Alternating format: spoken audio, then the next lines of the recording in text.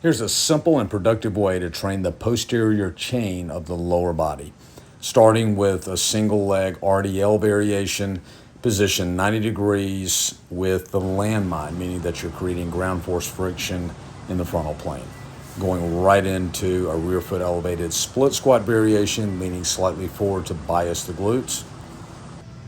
Here's the left side. Notice the setup is thinking about pushing the hips back rather than the bar going down. And here's the left side of the rear foot elevated split squat.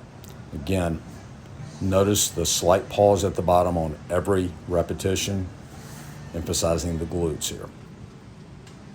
Going into a single leg, seated leg curl variation. I prefer this from the standpoint of the resistance curve to the lying variation. Notice the body is leaning forward, the torso is leaning forward, emphasizing the top 2/3 of the range of motion. And going into a rope pull through, it's all about the hip hinge rather than what resistance you're using. So concentrate on pushing the hips back, neutral spine all the way through. What is not shown here is I finished with a pendulum hip press for 3 to 4 sets